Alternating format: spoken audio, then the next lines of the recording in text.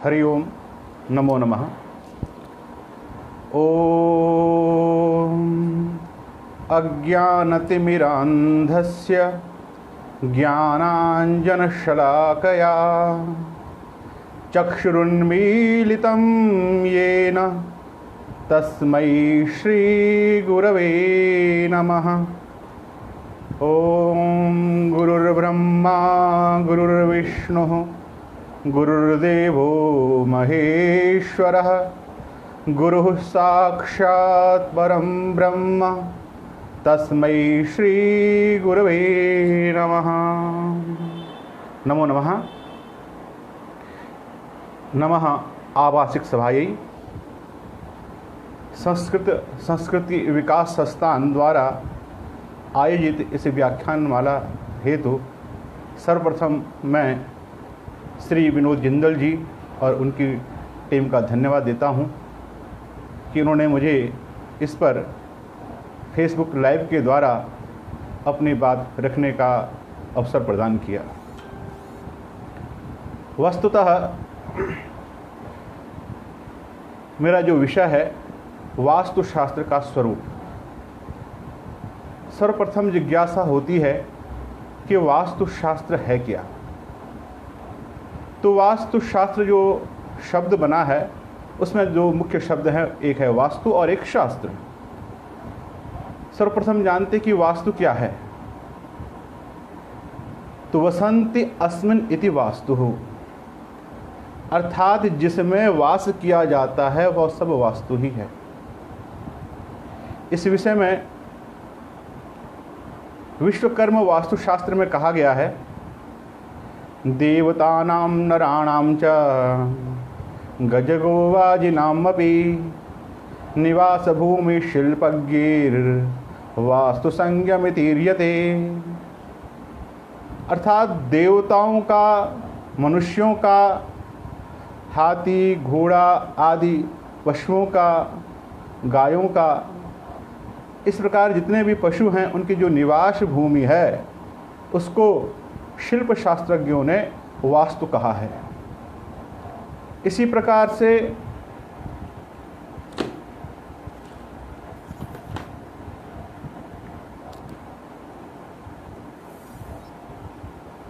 क्षमा कीजिए, कुछ टेक्निकली प्रॉब्लम आ गई थी।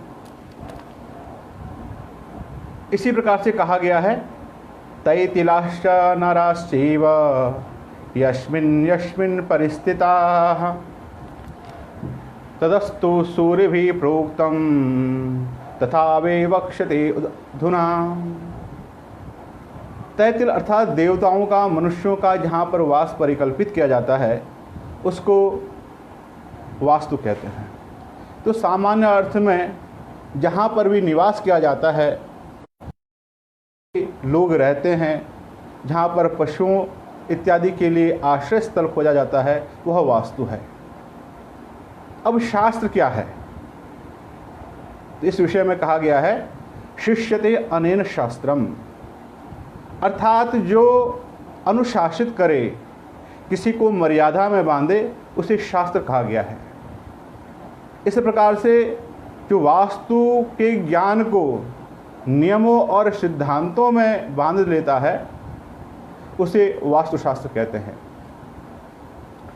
तो इस प्रकार जो वास्तुशास्त्र है उसका निर्देशन, नियमों और सिद्धांतों का जो निर्देशन है वह हमें अपनी परंपरा से प्राप्त ग्रंथों द्वारा होता है, जिसमें आपने विश्वकर्म वास्तुशास्त्र, मय मत इत्यादि अनेक प्रकार के ग्रंथों का नाम सुना होगा।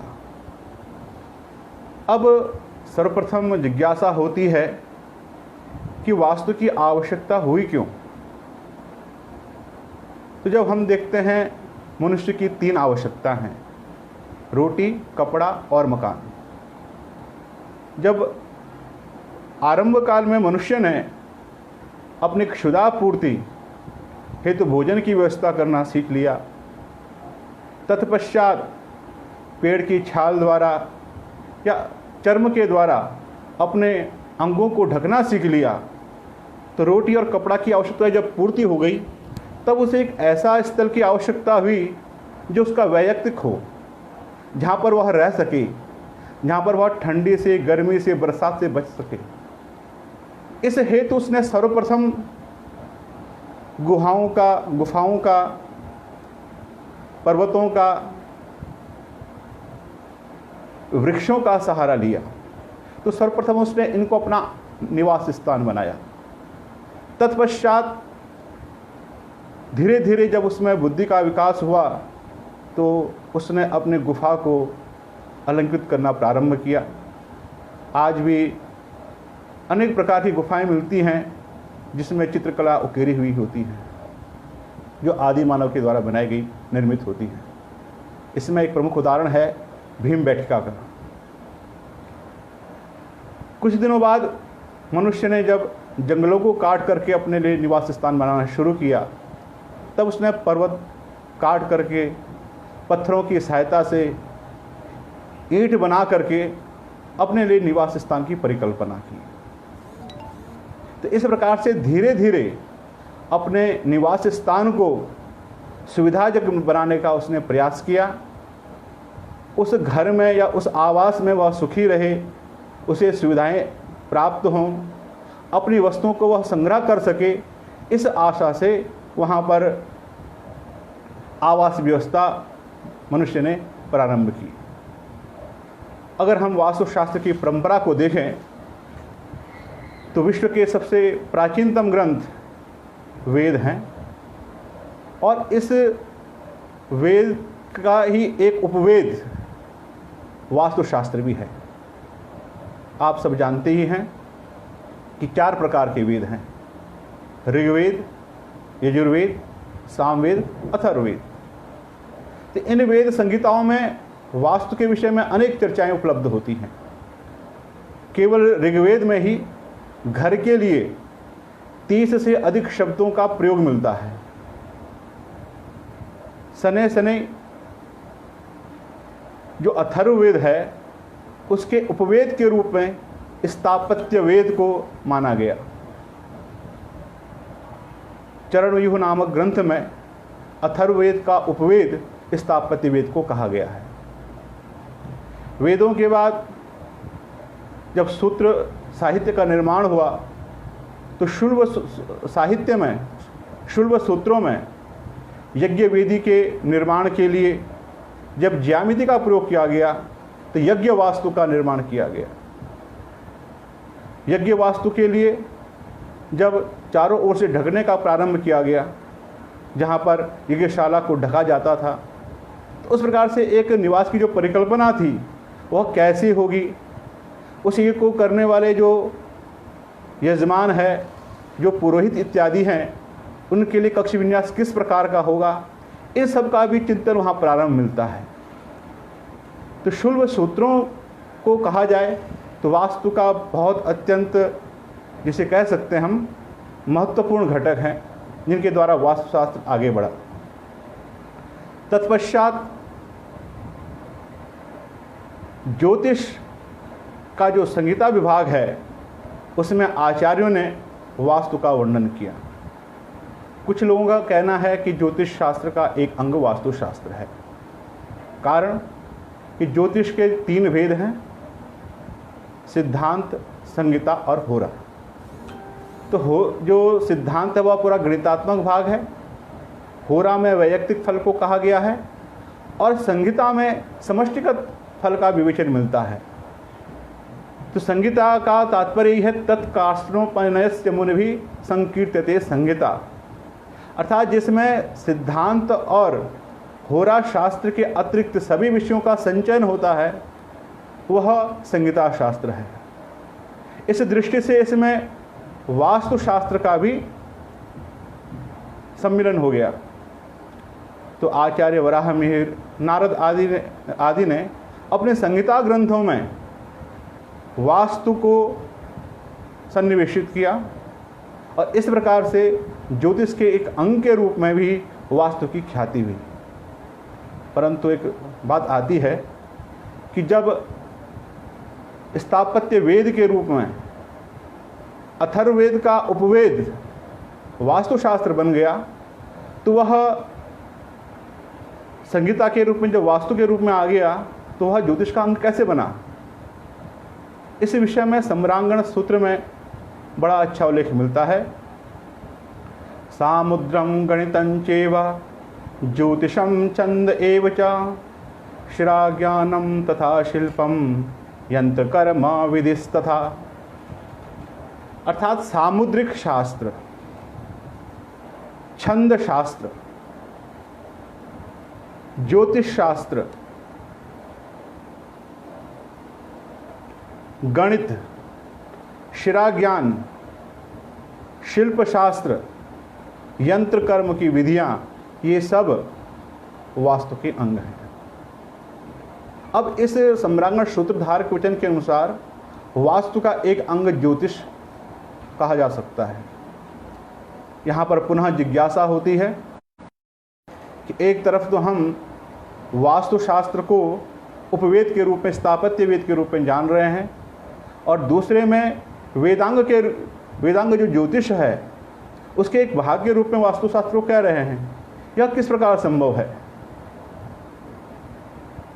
इस विषय में विद्वानों में कई मतभेद हैं, परंतु देखा जाए तो ज्योतिष और वास्तुशास्त्र परस्पर इस प्रकार अन्योन्याश्रित हैं कि एक दूसरे के बिना दोनों अधूरे हैं। क्योंकि वास्तु वेद है, ज्योतिष वेदांग है। वेद और वेदांग का इतना परस्पर अन्योन्याश्रित संबंध हो गया, जिस प्रकार भगवान शिव और भगवान विष्णु परस्पर एक दूसरे का स्मरण करते हैं, भक्ति करते हैं, और एक के बिना दूसरा, दूसरे के बिना पहला अपने को अधूरा मानते हैं। ऐसे ही ज्योतिष शास्त्र और वास्तुशास्त्र की स्थिति भी है। ज्योतिष के मुख्य विचारणीय पक्ष होते हैं दिग, देश, काल, वंशानुक्रम और वातावरण। अब यहाँ पर विचार करें तो जो दिग, देश, वातावरण, इनका विचार तो वास्तुशास्त्र करता है। इसलिए ज्योतिष ने कहा कि हमारा अंग है। और उधर क्योंकि वास्तुशास्त्र में जहाँ पर हम दिग, देश, वातावरण का अध्ययन करते हैं, वहाँ पर उसको वंशानुक्रम जानने के लिए और काल ज्ञान जानने के लिए ज्योतिष की सहायता की आवश्यकता पड़ती है। इस प्रकार से देखा जाए तो ज्योतिष और वास्तु अगर परस्पर अलग कर दिए जाएं तो दोनों अधूरे हैं।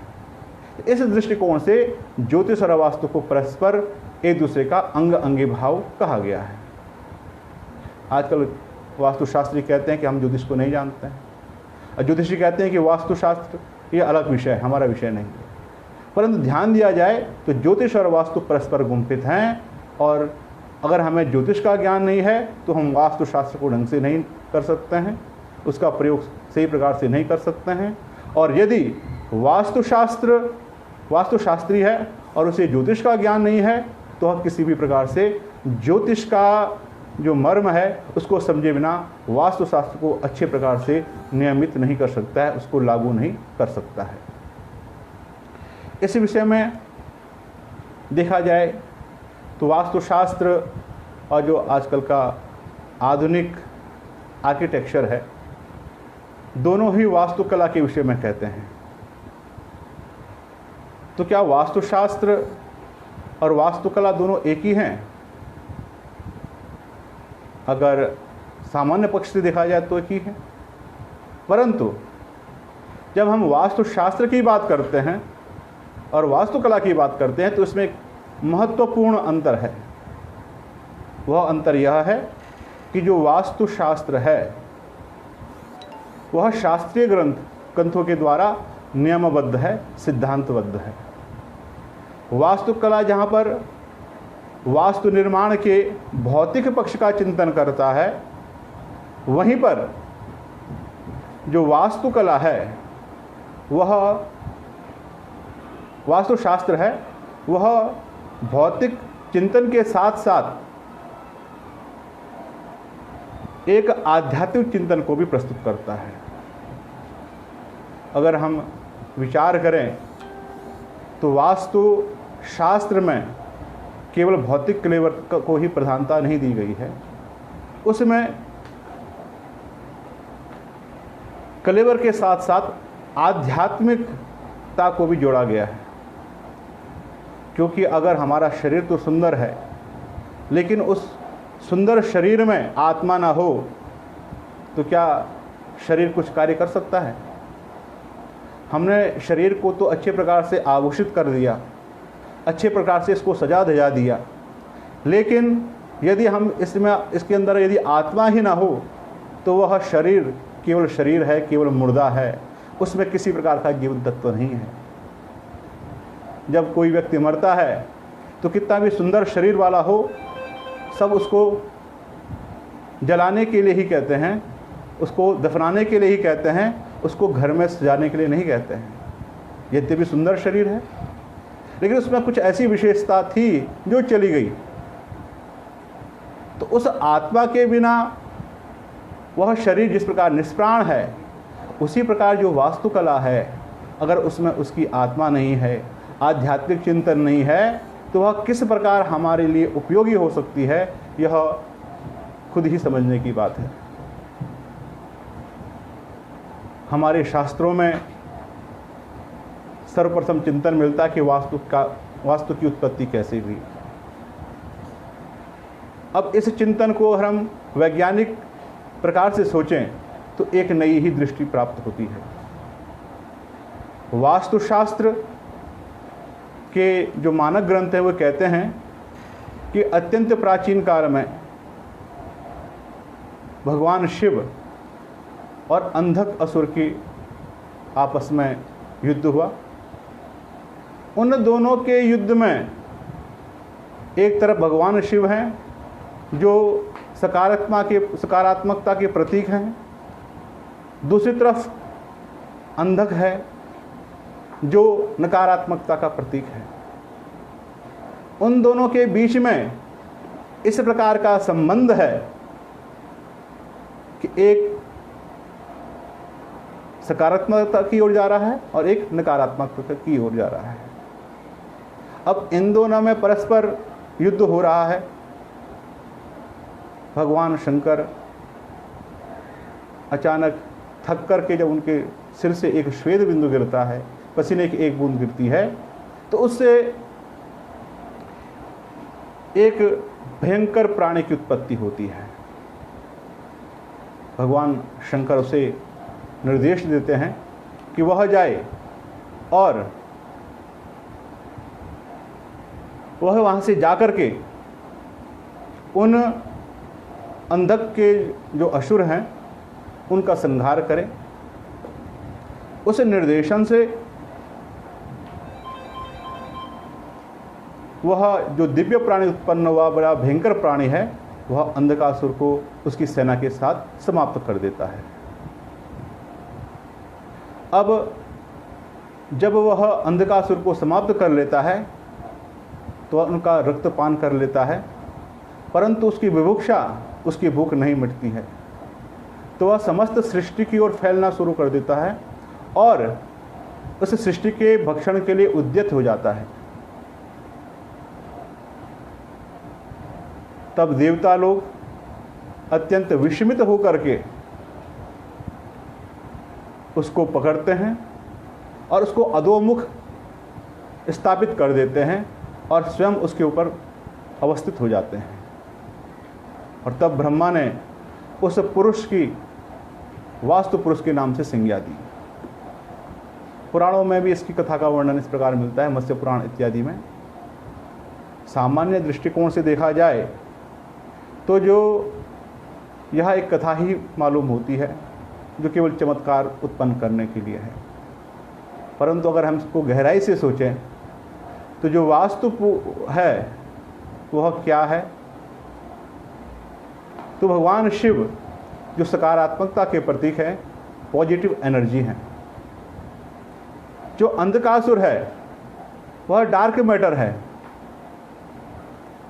आजकल के वैज्ञानिक भी मानते हैं कि जब सृष्टि की उत्पत्ति हुई उस समय डार्क मैटर की अवस्थिति थी और अनेक प्रकार के एनर्जी से उसकी भिड़ंत हुई।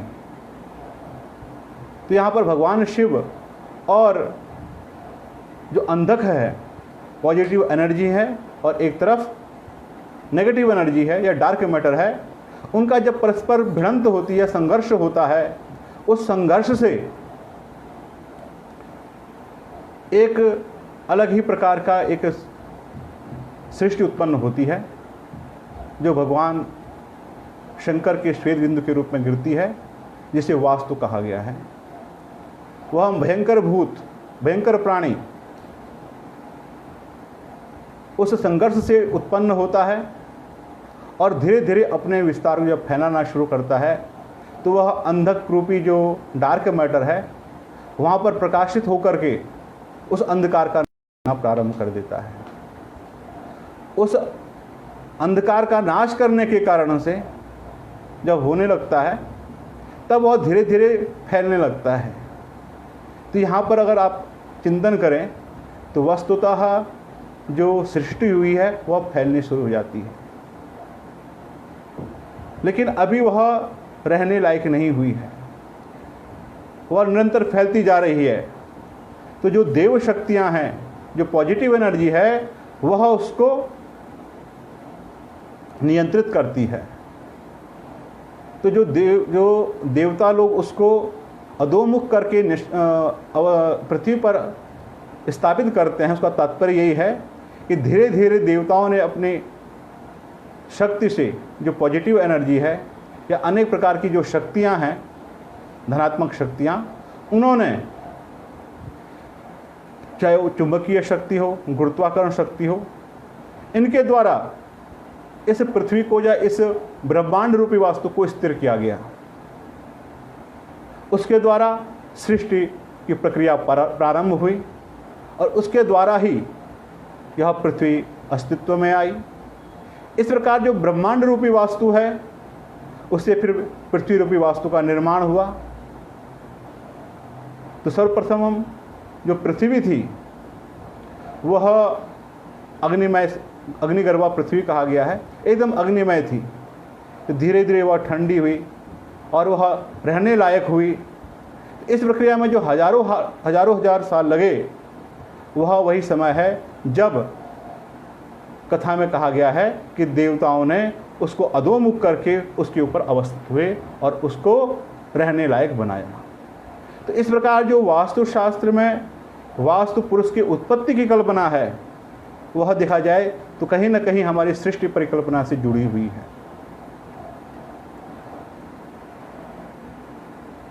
जो हमारे ऋषि मुनि हैं, उन्होंने इस पृथ्वी पर जो चैतन्यता है, जो एनर्जी है, इसको अनुभूत किया।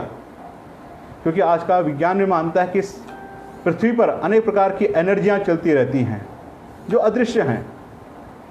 तो उन चैतन्यता, जो अदृश्य शक्तियां हैं,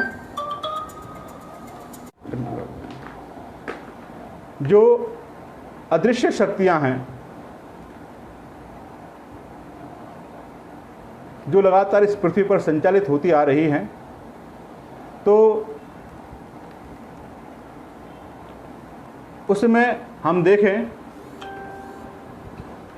तो वास्तुशास्त्र के जो प्राचीन आचार्य रहे हैं, ऋषि मुनि रहे हैं, तो वैदिक काल का जो ऋषि है वह चिंतन करता है कि जो यह सृष्टि है, यह कहीं ना कहीं इसी चैतन्य से अभिभूत है। और हमारे आचार्यों ने उस चैतन्यता को, पृथ्वी में उत्पन्न होली जो बलधाराएं हैं, ऊर्जाएं हैं, उसको जो चैतन्य रूप में देखकर उसकी वास्तु पुरुष के रूप में परिकल्पना की। तो हमारा वैदिक ऋषि प्रार्थना करता है, वास्तुस्पति प्रतिजानीय स्वान स्वावेशो अनमीवो भवानः यत्वे महि प्रतितन्नो जुखशोषन्नो भवद्विपदे संचतुष्पदे। यानी कि हे वास्तु पुरुष, हे वास्तुस्पति, तुम हमारे लिए कल्याणकारी हो, तुम हमें जानो, हमारे लिए धन प्रदान करो, हमारे लिए सुख सुविधाएं प्रदान करो और हमारे लिए किसी प्रकार का कष्ट ना हो। इस प्रकार का हम सुखी रहें, किस प्रकार से हम आनंदित रहें, उसका प्रबंधन करो। तुम हमारे लिए केवल हम द्विपदों के लिए, मनुष्यों के लिए ही कल्याणकारी ना हो, अभी तो हमारे जो पशु हैं, चतुष्पद हैं, उनके लिए भी कल्याणकारी हो। तो जो वास्तु की परिकल्पना ऋषियों ने की, वस्तुतः जो भौतिक कला है, जो वास्तु का जो भौतिक पक्ष है, वह आसुरी संपदा है। जो हमारे ऋषियों ने, आचार्यों ने वास्तु के संदर्भ में कल्पना की, उस उत्पत्ति के संदर्भ में कल्पना की है, तो वह यही है कि अगर जो आसुरी संपदाएं हैं वह कहीं विनाश का कारण न बने, वह निरंतर नियंत्रित होकर अच्छा कार्य कर सके, केवल विकास कार्य कर सके। इसलिए जो भौतिकता है इस पर आध्यात्मिकता का नियंत्रण आवश्यक है। आचार्य कहते हैं कि इस हेतु देवता लोग वास्तु पुरुष पर अधिष्ठित हुए। हमारे भारतीय परंपरा में एक विशेषता है कि हमारे यहाँ जितने भी शास्त्र हैं किसी न किसी रूप में वह किसी देवता से आबद्ध हैं। अगर व्याकरण को देखें तो वहाँ पर शब्द ब्रह्म है, साहित्य शास्त्र को देखें तो रस ब्रह्म है, रसो वैसह। ऐसे संगीत शास्त्र है, नाद ब्रह्म है। तो जितने भी इस प्रकार के शास्त्र हैं कहीं ना कहीं किसी न किसी रूप से आध्यात्मिकता से वो बंधे हुए हैं, क्योंकि जो हमारी भौतिकता है, जो आसुरी संपदा है, का वह कहीं वह अनियंत्रित होकर के लिए विनाश का कारण ना बन जाए, इसलिए उस पर अच्छे प्रभाव का, सकारात्मक शक्ति का प्रभाव होना जरूरी है, जिससे वह नियंत्रित रह सके। इसलिए वास्तुशास्त्र, जो वास्तुकला रूपी भौतिकता है, उसके ऊपर वास्तु ब्रह्म के रूप में, वास्तु पुरुष के रूप में एक आध्यात्मिक जो नियंत्रण है उसको रखता है। जो अल्फ्रेड नोबल थे, उन्होंने डायनामाइट का जब आविष्कार किया तो उनका उद्देश्य, उसका निर्माण केवल पर्वतों को काट करके, फोड़ के, तोड़ करके एक रास्ता बनाने के लिए कई प्रकार के विकल्प तैयार करना था, जिससे कि मनुष्य विकास कार्य कर सके। लेकिन उसी डायनामाइट का प्रयोग नियंत्रण न होने के कारण से युद्धों में किया जाने लगा, जिससे अनेक प्रकार के संहार होने लगे, अनेक मनुष्यों का निधन होने लगा। इन दुष्परिणामों को देखते हुए हमारे शास्त्रों ने पहले ही चिंतन कर लिया था कि जब तक भौतिकता के ऊपर हम आध्यात्मिकता का नियंत्रण नहीं रखेंगे, तब तक वह शास्त्र नहीं कहा जा सकता। इसलिए वास्तुशास्त्र केवल भौतिकता नहीं है, उसमें भौतिकता के साथ आध्यात्मिकता भी है। अगर आसुरी संपदा को हम छोड़ दें, उस पर कोई नियंत्रण ना हो, तो वह एक दिन अपने जन्मदाता भगवान शंकर के लिए जिस प्रकार भस्मासुर बन गया था, उसी प्रकार से हमारे लिए भी विनाशकारी हो सकता है। मनुष्य ने अपने विकास की दृष्टि से अनेक प्रकार के आविष्कार किए, लेकिन जब जब उस पर हमने अपने आध्यात्मिकता का, अच्छे सकारात्मकता का नियंत्रण नहीं किया, तब तब वह विनाश का कारण बना। तो यह विनाश न हो, इस दृष्टिकोण से वास्तुशास्त्र आध्यात्मिकता की बात भी करता है। अब एक बड़ा प्रश्न उठता है कि जो वास्तुशास्त्र है इसकी क्या उपयोगिता है। अगर सामान्य दृष्टिकोण से देखा जाए, क्योंकि वास्तुशास्त्र वास्तु के नियमों को कहता है, वास्तु के सिद्धांतों को कहता है, तो इसमें लाभ किसका है? तो एक तो व्यक्तिगत लाभ होता है, जो मनुष्य अपने लिए घर का निर्माण कर रहा है उसके लिए व्यक्तिगत लाभ है, क्योंकि हमारे यहाँ 4 प्रकार के पुरुषार्थ किए गए हैं: धर्म, अर्थ, काम, मोक्ष। अब धर्म क्या है? इस विषय में आचार्य कहते हैं, मनुस्मृतिकार कहते हैं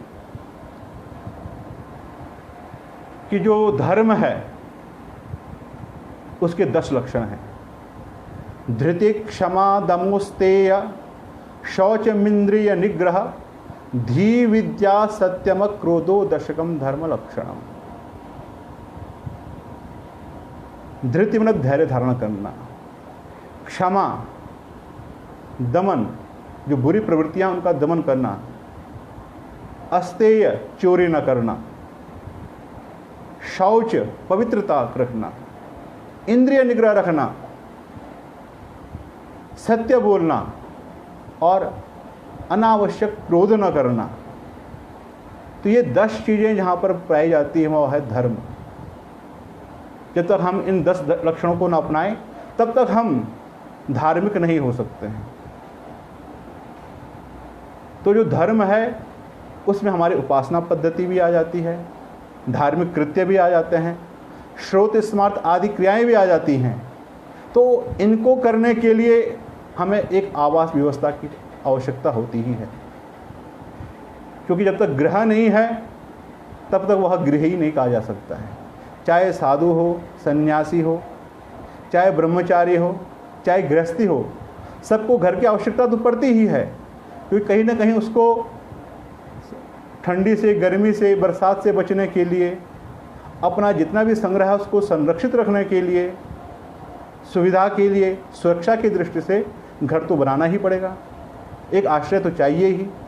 तो इसलिए जो घर है वह धर्म को भी देने वाला है,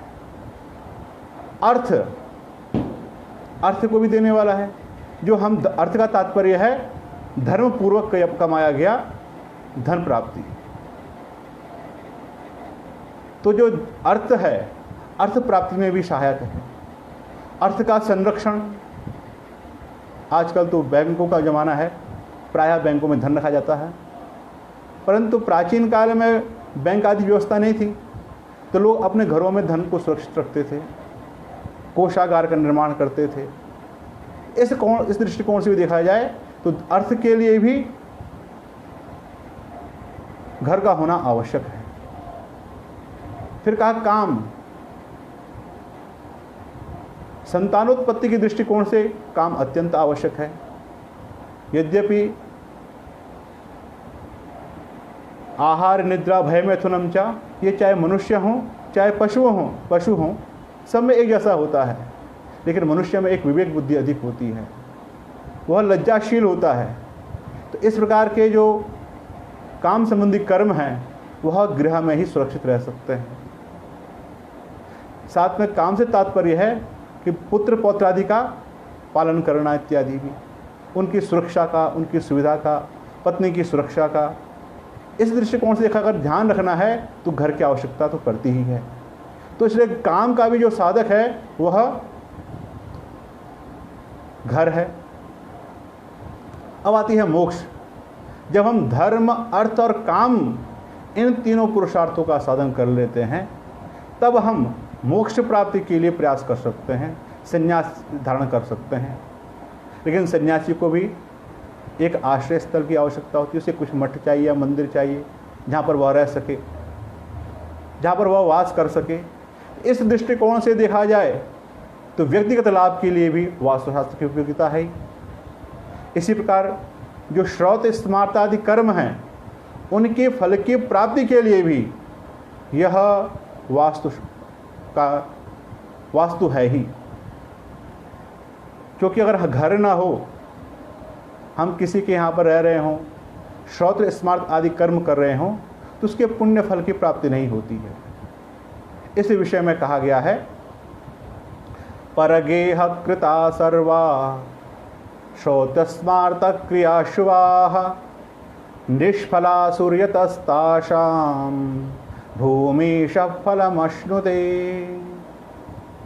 अगर हम दूसरे के घर में निवास करते हैं तो जितना भी उस श्रुति स्मृतियों में कहा गया जो धार्मिक कृत्य है उसकी जो फल प्राप्ति है वह है पुण्य रूपी फल प्राप्ति है, वह हमें प्राप्त नहीं हो पाती है। अपितु जो उस भूमि का मालिक है, भूमि और उस स्थान का मालिक है, उसको ही उस पुण्य फल की प्राप्ति होगी। इसलिए आचार्य कहते हैं कि किसी प्रकार से हो हमें घर का निर्माण करना चाहिए जिससे हम अपने असुविधाओं से बच सकें। सामान्यतः देखा जाता है जब हम किसी के घर में रहते हैं तो आत्मसम्मान में थोड़ा कमी सी महसूस होती है। आज भी भले हक कहीं कहीं भी रहे, लेकिन आज भी कहता है कि अपना घर तो अपना ही होता है, क्योंकि वहाँ पर वह स्वतंत्र होता है, अपनी इच्छानुसार व्यवहार कर सकता है। लेकिन दूसरे के घर में रहने पर उसे अपने आत्मसम्मान में कमी तो अनुभव होती ही है। तो वहाँ पर जो कृत्य किया गया है तो उसका पूर्ण फल भी उसको प्राप्त नहीं होगा। इस प्रकार से व्यक्तिगत लाभ की दृष्टि से देखा जाए तो वास्तुशास्त्र की उपयोगिता है, क्योंकि वास्तुशास्त्र घर कैसा बनाना है, घर होना चाहिए, वह किस प्रकार से बनेगा, किस प्रकार की आप उसमें सुख सुविधाएं देख सकते हैं, इसके साथ साथ उसमें क्या आध्यात्मिकता होनी चाहिए, इन सब बातों का विचार करता है।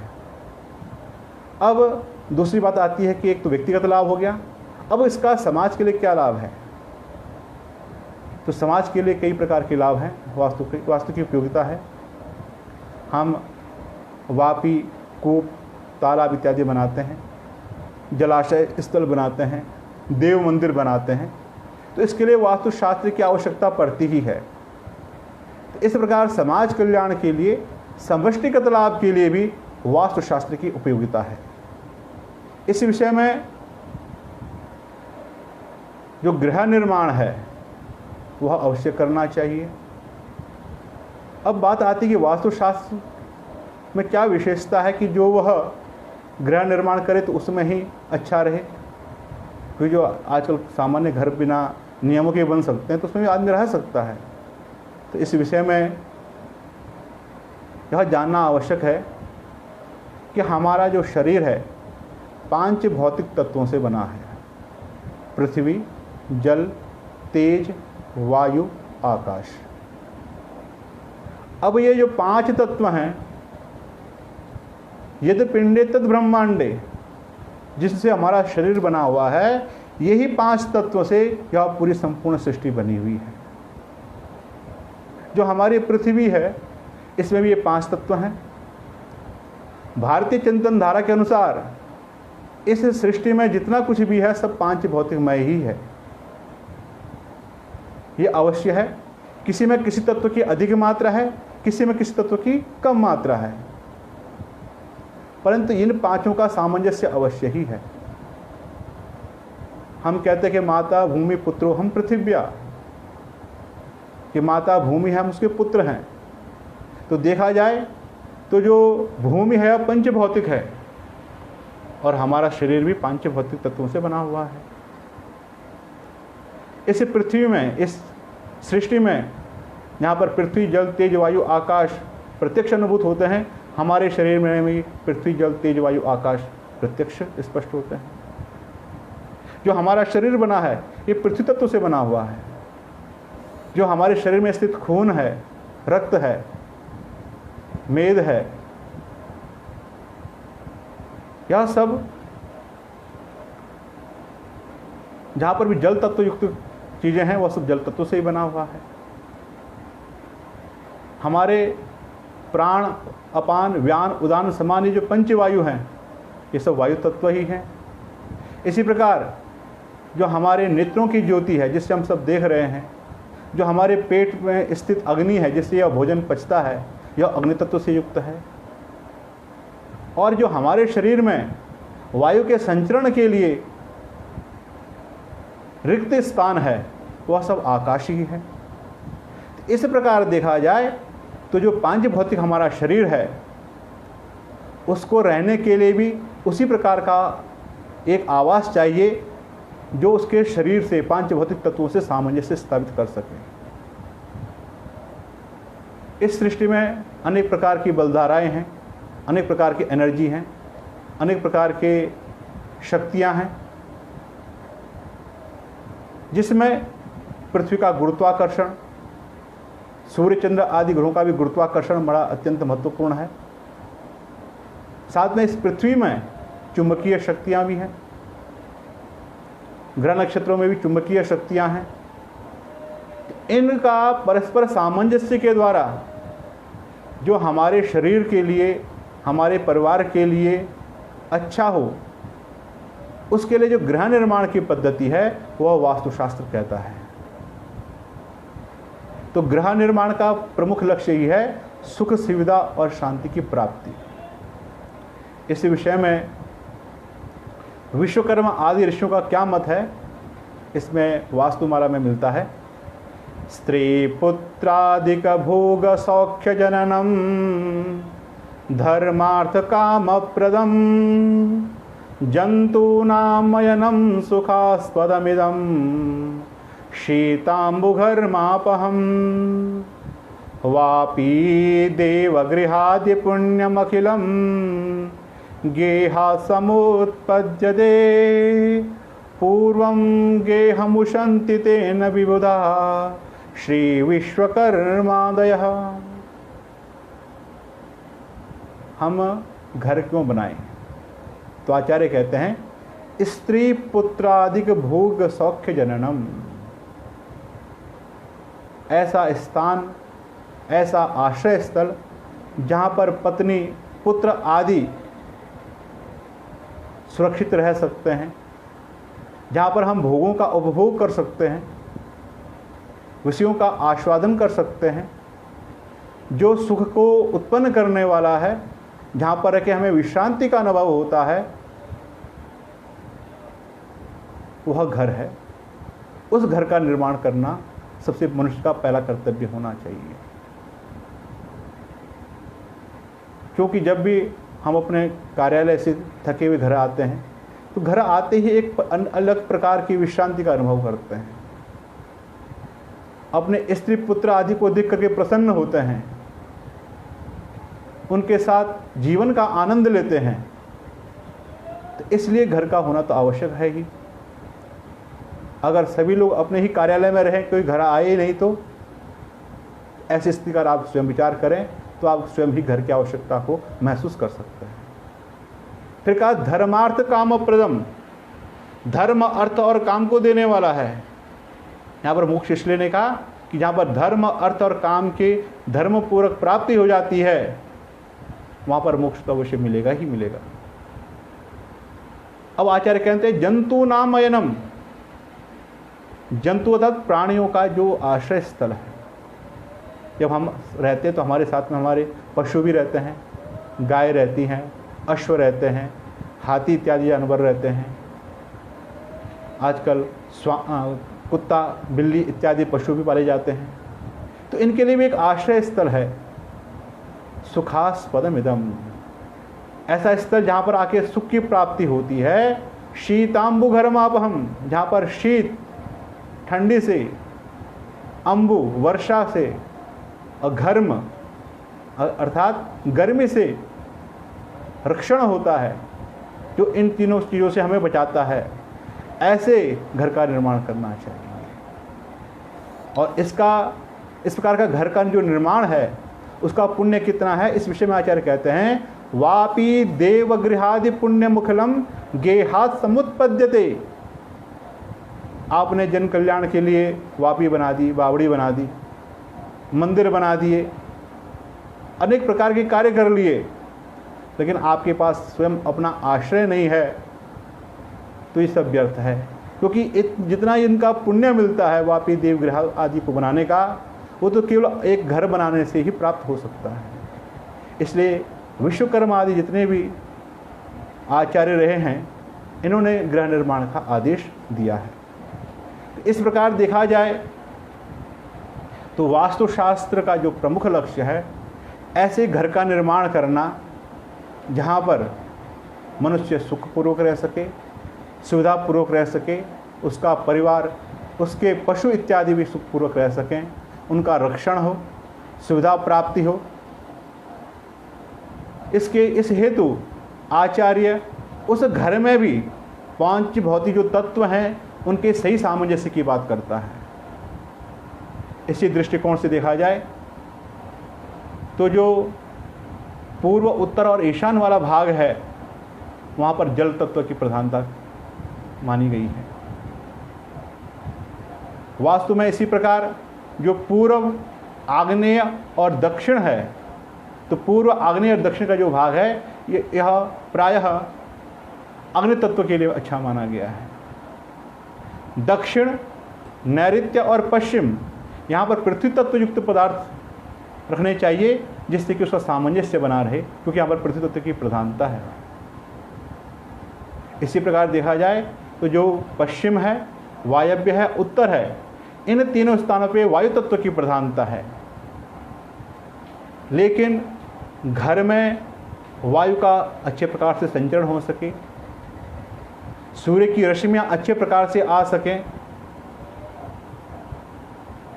घर का जो वातावरण है वह प्रसन्नता युक्त रहे, इस हेतु ग्रह के बीच में एक ब्रह्म स्थान की परिकल्पना की गई है और यह ब्रह्म स्थान ही आकाश तत्व है, रिक्त स्थान रहता है।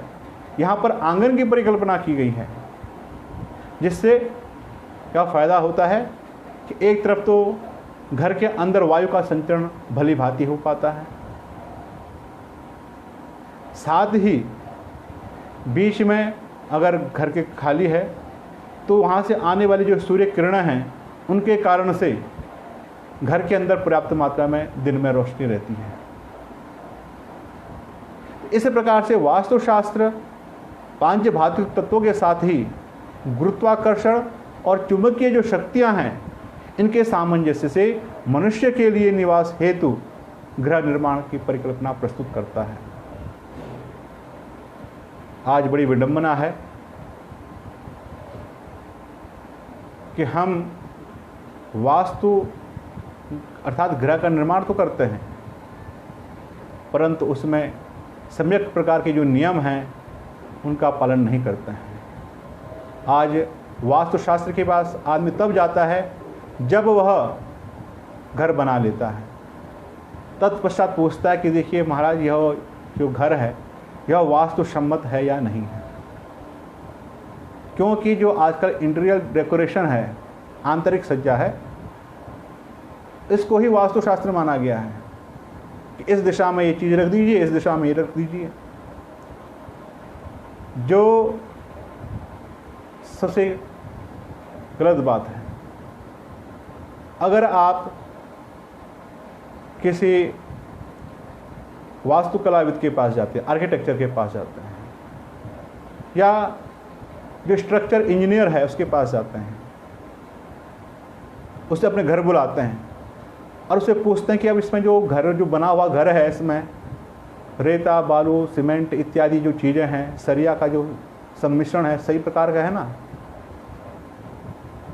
अगर आप किसी आर्किटेक्चर के पास घर निर्माण के पश्चात जाएंगे तो क्या वह आपकी सहायता कर सकता है? नहीं। उसी प्रकार से वास्तुशास्त्र का जो कार्य है, जब आप घर के बनाने के लिए चिंतन प्रस्तुत करते हैं वहाँ से ही प्रारंभ हो जाता है, क्योंकि वास्तुशास्त्र कहता है कि जब आप घर बनाना चाहते हैं, जिस स्थान में बनाना चाहते हैं वह स्थान आपके लिए शुभ है या नहीं है, पहले इसका विचार कर लें।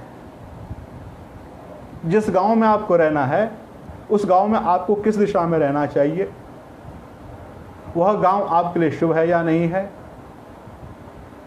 या वहाँ उस गांव में रहने से आपको लाभ मिलेगा या हानि होगा, इन सब का विचार करके वास्तुशास्त्र आपको गृह निर्माण के लिए उस स्थान के चयन के लिए कहता है।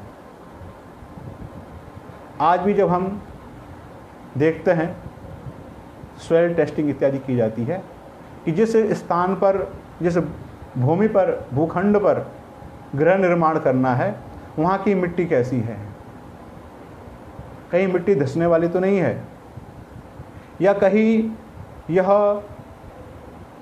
भुरभुरी इस प्रकार की ना हो, एक भूकंप आए और यह मकान ही ध्वस्त हो जाए,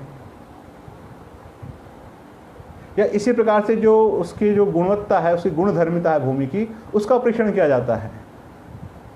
उस आधार पर, उस वजन के हिसाब से वहाँ पर निर्माण का कार्य कहा गया है। अगर हम दलदली भूमि पर गृह निर्माण करते हैं, या जो बड़े बड़े पुल आजकल बनाए जाते हैं, तो पहले तो मिट्टी का परीक्षण जरूर किया जाता है कि इसमें कितने लवण हैं, किस प्रकार की यह मिट्टी है, जिसके द्वारा यह पता चलता है कि इसमें स्थिरता रह सकती है या नहीं रह सकती है। कई बार हम मकान बना लेते हैं, बहुत अच्छे प्रकार से हमने नीचे गहरे कॉलम इत्यादि डाल करके घर बना लिया, लेकिन उस भूमि में इस प्रकार के लवण हैं, इस प्रकार के तत्व हैं जो उस निर्माण कार्य को अंदर ही अंदर शीघ्र ही खत्म कर देते हैं, तो वह भूमि हमारे गृह निर्माण के उपयुक्त किस प्रकार हो सकती है। तो वास्तुशास्त्र भी चिंतन प्रस्तुत करता है कि जिस भूमि पर आप गृह निर्माण करना चाहते हैं वह भूमि किस प्रकार की है। उसको हमारे आचार्य ने 4 प्रकार में बांट दिया और उसके लिए किसी विशेष यंत्र की आवश्यकता नहीं है। उसको केवल देखिए, उसका रंग देखिए, सूंघिए, उसकी गंध लीजिए, उसको चखिए, स्वाद लीजिए। उसके पश्चात वहाँ पर किस प्रकार का वातावरण है, किस प्रकार का पर्यावरण है, उसको देखिए। उस आधार पे आप बहुत कुछ निश्चित कर सकते हैं कि यह आपके भवन के निर्माण हेतु उपयुक्त है कि नहीं है।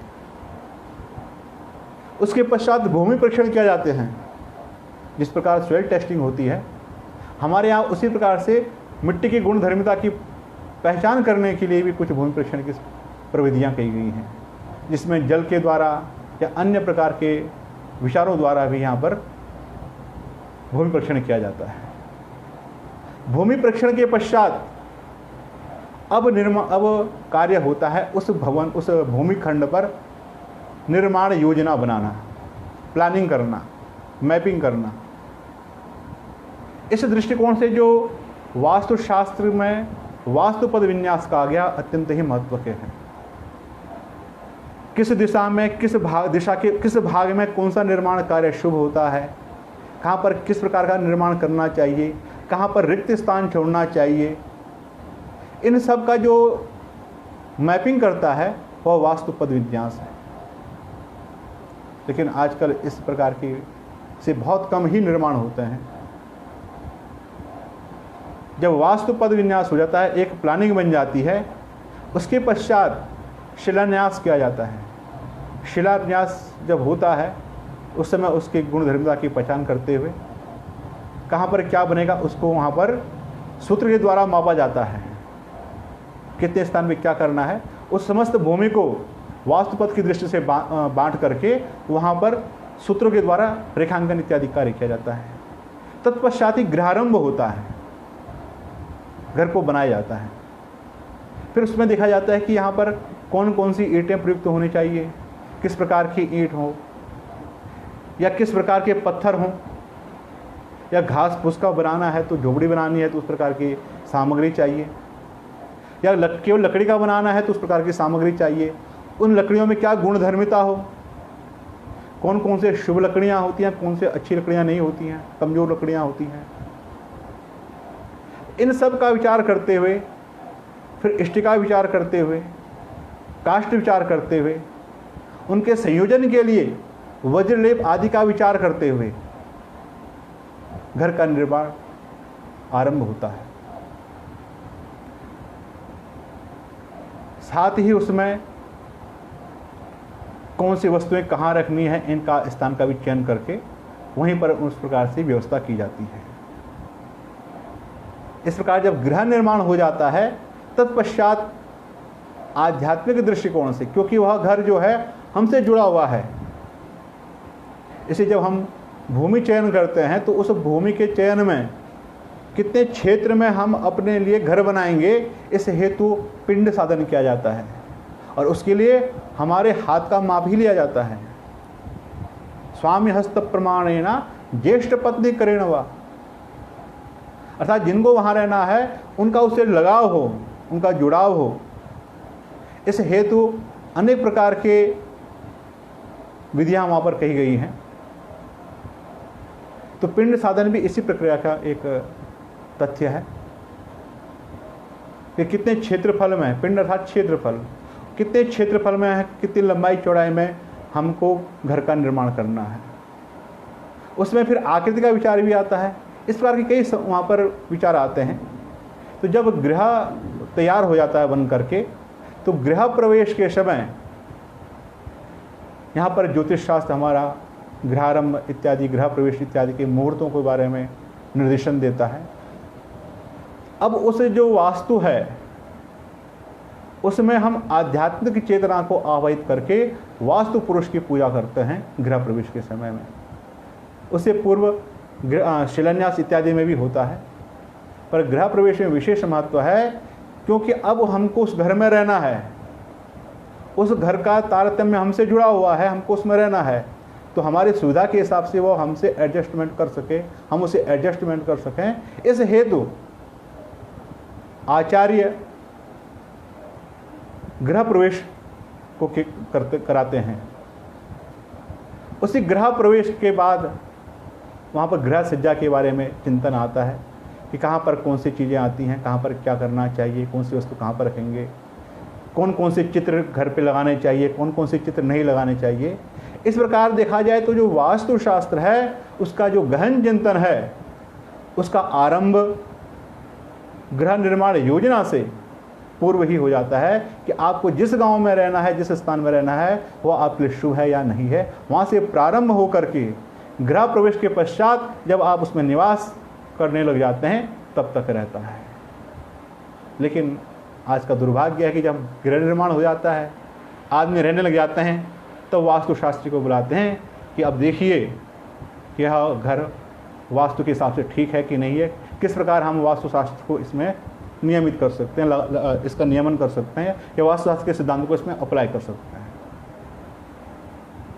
लेकिन देखा जाए तो यह असंभव है, क्योंकि घर तो वास्तु के हिसाब से बना ही नहीं है। तब हम इधर उधर भटकते हैं, कुछ फेंग शुई को मिक्स करते हैं, कुछ अन्य स्थान के वास्तु को मिला करके एक नया ही प्रारूप बना देते हैं। इसमें ध्यान देना चाहिए, यद्यपि वास्तु के अधिकांश सिद्धांत जो हैं सार्वभौमिक हैं, परंतु कुछ नियम या सिद्धांत इस प्रकार के होते हैं जो क्षेत्र की स्थिति के अनुसार निर्धारित किए जाते हैं। जैसे आप पर्वतीय क्षेत्रों में चले जाएं तो वहाँ कई बार जो पूर्व या उत्तर है वह ढका हुआ होता है पर्वतों से,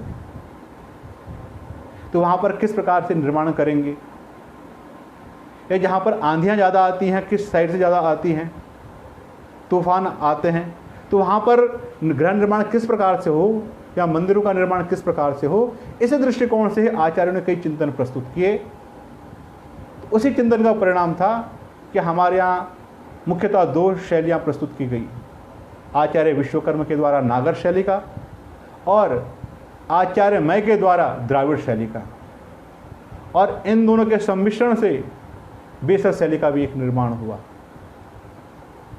हमारे यहाँ आचार्य विश्वकर्मा और मय को प्रमुख आचार्यों में इसीलिए गिना जाता है। यद्यपि हमारे वास्तुशास्त्र में 18 आचार्य किए गए हैं, ब्रह्मा से प्रारंभ करके वशिष्ठ, अत्रि, पराशर इत्यादि कई इसमें विद्वान हैं, ऋषि मुनि हैं। लेकिन उसमें विश्वकर्मा और मय की विशेषता यह है कि वह अपने परिवेश के आधार पर कुछ नए नियमों का निबंधन भी करते हैं। इसलिए आचार्य मय की एक परंपरा चल पड़ती है अलग, जो द्राविड़ शैली के रूप में हमारे सामने प्रस्तुत होती है, और आचार्य विश्वकर्मा की जो शैली है वो नागर शैली के रूप में दिखाई देती है। वर्तमान में अगर आप देखें तो उत्तर भारत के जितने भी मंदिर हैं, प्राचीन मंदिर, प्रायः नागर शैली में ही आपको बने हुए मिलेंगे, और दक्षिण भारत में द्राविड़ शैली का। तो वहाँ पर उसी प्रकार के विधान किए गए हैं, वहाँ के वातावरण को देखते हुए, वहाँ के लोगों की आवश्यकता को देखते हुए उसी प्रकार से वहाँ पर आचार्य गृह निर्माण की योजना भी प्रस्तुत करते हैं। अब चीन और भारत को ही देखें, चीन की परिस्थिति और भारत की परिस्थिति क्या एक समान है? नहीं। प्राय आपने सुना होगा कि चीन में, जापान में इस जो क्षेत्र है इनका, यहाँ पर भूकंप ज़्यादा आते हैं। तो जो वो पृथ्वी तत्व है उसको उनको हल्का रखना पड़ता है, क्योंकि अगर भारी करेंगे, भूकंप आया, टूट गया तो नुकसान अधिक होगा। तो चीन में अधिकतर जो घर बनते हैं वो हल्की वस्तु से बनाए जाते हैं।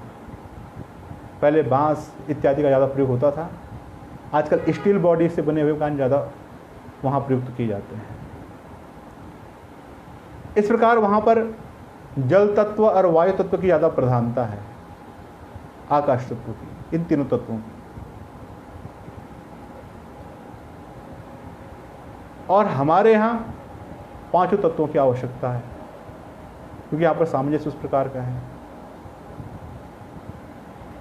वहाँ पर उत्तर की ओर अधिकतर प्रायः ढका जाता है, क्योंकि उत्तरी ध्रुव से आने वाली जो वायु है वह अधिक हानिकारक होती है। लेकिन हमारे यहाँ पर्वतराज जो हिमालय है उस हवा को वापस भेज देता है, इधर भारत में नहीं आने देता है। इस कारण से हमारे यहाँ उत्तर की ओर खुला रखने पर भी नुकसान नहीं है। तो इस प्रकार देश काल परिस्थितिवश हर जगह कुछ नियमों का, सिद्धांतों का प्रतिपादन होता है।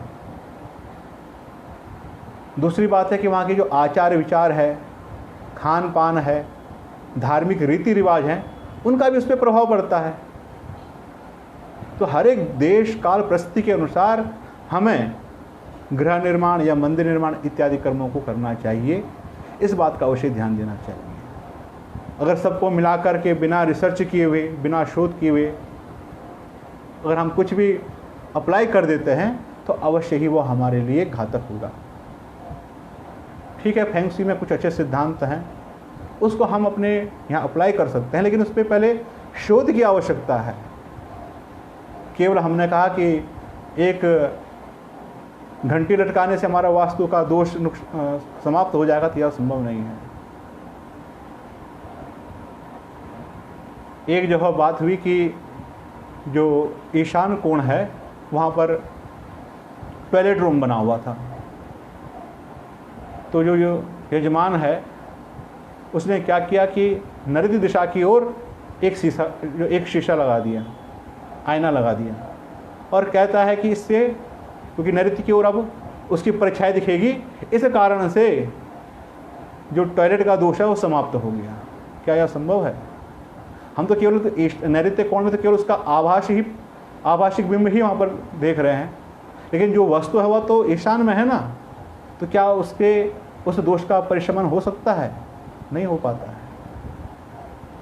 इसलिए इन चीज़ों को हमको ध्यान में रखना पड़ेगा कि केवल मनगढ़ंत प्रयोग के द्वारा हम अपने हिसाब से प्रयोग करके और कहें कि वह वास्तुसम्मत है, तो ये नहीं हो सकता है। सबसे दुखद बात यह है कि आजकल कई लोग वास्तुशास्त्र को पढ़े बिना ही वास्तुशास्त्र पर आक्षेप करते हैं। इसी प्रकार ज्योतिष को जाने बिना ही ज्योतिष शास्त्र पर भी आक्षेप करते हैं। जब तक हम इन शास्त्रों को पढ़ेंगे नहीं, इनके जो विचार हैं, इनके जो सिद्धांत हैं, इनके नियमों को जानेंगे नहीं, तो हम किस प्रकार निष्पक्ष अपने विचारों को प्रस्तुत कर सकते हैं। आज सबसे बड़ा दुख यही है कि इन सिद्धांतों को जाने बिना आज हम केवल शास्त्रों पे आरोप लगा देते हैं कि यह तो सब अच्छा नहीं है। लेकिन समझना चाहिए कि हमें जब तक हम परीक्षण ना करें, आधुनिक का भी हम सम्मान करते हैं, अर्वाचीन ज्ञान को भी अपनाना चाहिए, क्योंकि जो पुराना ज्ञान है वही सब अच्छा है, ऐसा नहीं है। जो अर्वाचीन आविष्कार हैं वो भी अच्छे हैं। और इन दोनों का समन्वयन करके किस प्रकार हम अपने जीवन को और अच्छा बना सकते हैं, इस हेतु हमें परस्पर आधुनिक विज्ञान के साथ भी चलना चाहिए। और आधुनिक विज्ञान को भी जो प्राचीन हमारे शास्त्र हैं उनकी ओर अपने कदम बढ़ाने चाहिए। तभी हम परस्पर मिलकर के कुछ नया कर सकते हैं, मानव समाज का कल्याण कर सकते हैं, इस विश्व का कल्याण कर सकते हैं। तो सामान्यतः अभी हमने गृह वास्तु की बात की कि गृह वास्तु किस प्रकार निर्माणित होता है। अब आते हैं प्रासाद निर्माण पर। प्रासाद दो प्रकार के हमारे यहाँ कहे गए हैं, एक देव प्रासाद और एक राज प्रासाद। अब जो देव प्रासाद है उसका निर्माण भी वास्तु के अंतर्गत ही होता है।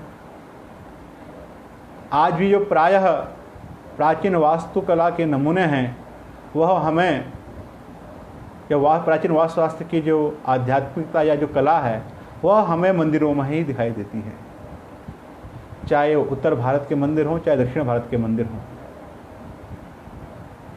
क्योंकि जो मंदिर हैं वह हमारी आस्था के केंद्र तो है ही, हमारे धर्म अर्थ काम के उपदेशक भी हैं। इसलिए धर्मशास्त्र में देवालय का निर्माण का अलग ही फल कहा गया है। जो राजप्रासाद हैं, राजाओं के महल हैं, उनका निर्माण भी अत्यंत महत्वपूर्ण है, क्योंकि जब तक राजा सुरक्षित नहीं रहेगा, वह सुख सुविधाओं से संपन्न नहीं रहेगा, उसका दबदबा नहीं रहेगा, तब तक वह शासन अच्छी प्रकार से नहीं कर सकता है। इसलिए शासन की समीचीन व्यवस्था के लिए राजप्रासाद का उत्तम निर्माण होना भी आवश्यक है। तो ये प्रासाद निर्माण हो गया। तत्पश्चात देखें तो जलाशय निर्माण अत्यंत आवश्यक है। आज धीरे धीरे यह प्रवृत्ति लुप्त होती जा रही है। आज हम पहले संयुक्त परिवार होता था, उससे जिस प्रकार एकल परिवार की ओर बढ़ रहे हैं, उसी प्रकार से सामाजिक जो विघटन हो रहा है, आज समाज के प्रति चिंतन कम है और अपने प्रति चिंतन अधिक है। मैं और मेरी पत्नी, मेरे बच्चे, यहीं तक आप सीमित रह गए हैं। लेकिन जब संयुक्त परिवार रहते थे, गांव को ही पूरा परिवार मानते थे, अतिथि देवो भव जैसे विचार थे, या आज भी जहाँ पर हैं, तो ऐसे लोग आज भी समाज के कल्याण के लिए, जल संरक्षण के लिए जलाशयों का निर्माण करते हैं। आज प्रायः सरकार का ही इसमें केवल कार्य है, हम कुछ नहीं कर सकते हैं, ऐसे कई विचारधाराएं मिल जाती हैं। लेकिन अपने सामर्थ्यानुसार समाज के कल्याण के लिए, पशुओं के कल्याण के लिए प्याऊ इत्यादि का निर्माण करना, वापियाँ लगाना, जलकूप आदि को दुरुस्त करना, ये आवश्यक है। जो हमारे बावड़ियाँ, कुएँ इत्यादि हैं, ये जल संरक्षण की एक बहुत अच्छी विधि थी, जो आज धीरे धीरे खत्म हो गई है। इस कारण भूमिगत जो जल है आज अत्यल्प रह गया है। इस कारण हमारे यहाँ चारों ओर पानी के लिए हाहाकार मचा हुआ दिखाई देता है। यदि हम समाज के प्रति अपने उत्तरदायित्व को रखें, तो अवश्य ही समाज का जब कल्याण होगा तो हमारा भी कल्याण होगा। इसलिए हमारे आचार्यों ने कहा है कि अगर कोई बावड़ी है, कोई कुआं है या तालाब है, इस प्रकार के जितने भी स्थान हैं, या कोई राजमहल है या भवन इत्यादि ही क्यों ना हो, या देव मंदिर है, अगर इनका जीर्णोद्धार किया जाता है तो उसका गृह निर्माण से जो फल है वह 8 गुना होता है। वापी कूप तड़ागादि प्रासाद भवनानि च जीर्णानुद्धरते यस्तु पुण्यम मष्ट गुणम लभेत। तो इस प्रकार से हम जल संरक्षण कर सकते हैं, हमारे जो धरोहरें हैं उनको संरक्षित कर सकते हैं, अपने भारतीय संस्कृति को दुनिया के सामने एक अद्भुत तरीके से प्रस्तुत कर सकते हैं। तो उसके लिए जीर्णोद्धार कार्य भी अवश्य करना चाहिए। आज हम अंधाधुंध रूप से पैसे के पीछे भाग रहे हैं, लेकिन अपने समाज के प्रति जो हमारा उत्तरदायित्व है, अपने परिवार के लिए, समाज के लिए, देश के लिए, उस विषय में भी हमें सोचना चाहिए। इसी दृष्टिकोण से जहाँ एक और आचार्यों ने घर के पर्यावरण की शुद्धि के लिए वाटिका निर्माण के लिए कहा है, घर में, घर के नज़दीक में या घर के आसपास जो वृक्षारोपण कहा गया है, वह पर्यावरण के रक्षण के साथ साथ हमारे घर के लिए भी शुद्ध वायु का प्रबंध हो सके, जो भौतिक व्याधियाँ हैं वो कम हो सकें, इस हेतु किया है। और केवल अपने लिए ही नहीं, वाटिका के निर्माण के द्वारा, उपवन आदि के निर्माण के द्वारा, जिसमें अनेक प्रकार के औषधीय गुणयुक्त वृक्ष लगे हों, उनकी व्यवस्था करने का निर्देशन हमारा वास्तुशास्त्र देता है। इस प्रकार पर्यावरण की शुद्धि होने पर जो हमारा भारत है, जो आज प्रदूषण के कारण अत्यंत ही संकटग्रस्त है, अगर हम पर्यावरण शुद्धि पर ध्यान दें तो न केवल हमारा देश, अभी तो पूरा संपूर्ण विश्व ही सुख सुविधा से संपन्न हो पाएगा, सुखी रह पाएगा। आज पर्यावरण के प्रदूषित होने के कारण से अनेक प्रकार की रोग बीमारियां उत्पन्न हो रही हैं। संप्रति कोरोना बीमारी के कारण लॉकडाउन की स्थिति आ रही है। वस्तुतः हमने क्या किया, प्रकृति का अत्यधिक दोहन कर दिया। जो प्रकृति विरुद्ध है उसको हमने अपना लिया, प्रकृति के साथ छेड़छाड़ आरंभ कर ली, उसी का प्रभाव है कि आज हम इस प्रकार लॉकडाउन स्थिति में रह रहे हैं। प्रकृति भी एक सीमा तक सहन करती है, धीरे धीरे वह इस प्रकार के कुछ उपाय करती है जिससे जिसका विनाश हो रहा है वह रुक जाए और वह पुनः अपने को परिमार्जित कर सके। आज जो यह प्रदूषण है, जो यह रोग बीमारियां फैल रही हैं, इसका एक मुख्य कारण है कि हम लोगों ने प्रकृति से अपनी दूरी लगातार बढ़ा ली है और प्रकृति से दूरी के कारण ही आज हम लोग इस प्रकार की बीमारियों से जूझ रहे हैं। जहाँ पर मानव कल्याण की बात होती है तो वहाँ पर उपदेश तो बहुत दिए जाते हैं, लेकिन हम अपने को पहले प्रकृति से जोड़ें। जब हम प्रकृति का हित चिंतन करेंगे तो हमारा भी हित चिंतन अवश्य ही होगा, वह स्वयं प्रकृति करेगी। इसी दृष्टिकोण को ध्यान में रखते हुए वास्तुशास्त्र जहाँ एक ओर गृह निर्माण की प्रक्रिया प्रस्तुत करता है, वहीं दूसरी ओर वह पर्यावरण संरक्षण के लिए वृक्ष वाटिकाओं का प्रबंधन के लिए भी कहता है। वहीं दूसरी ओर जल संरक्षण के दृष्टिकोण से जलाशय इत्यादि के निर्माण की व्यवस्था भी करता है। वाटर हार्वेस्टिंग का सबसे अच्छा उदाहरण हमारे आंगन थे, जहाँ पर खुला आंगन का अर्थ होता है ब्रह्म स्थान में वह स्थान जहाँ पर एकदम खुला हो, उसमें कोई निर्माण कार्य नहीं होता था, वहाँ पर केवल मिट्टी वाला स्थान होता था। तो जो बारिश का पानी होता था वह नीचे भूमि में जा कर के संरक्षित होता था और हमारे लिए जल स्रोत के रूप में एक अच्छा जल उपलब्ध कराता था। लेकिन जैसे जैसे हम प्रकृति से दूर होते जा रहे हैं, इसलिए हमारे आचार्यों ने पहले वज्रलेप आदि जो प्राकृतिक चीज़ है उनसे भवन निर्माण की योजना प्रस्तुत की है। एक तरफ लकड़ी से गृह निर्माण के लिए कहा,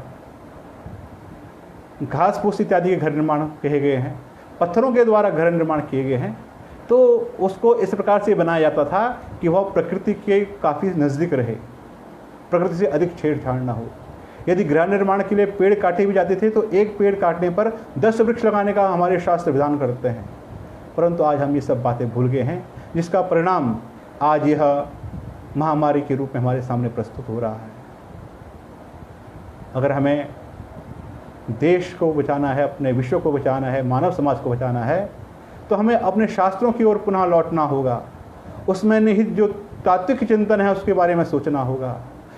जो हमारे आधुनिक भौतिकता है उस पर आध्यात्मिकता का नियंत्रण करना आवश्यक होगा। इसी के साथ मैं अपने वाणी को विराम देता हूँ।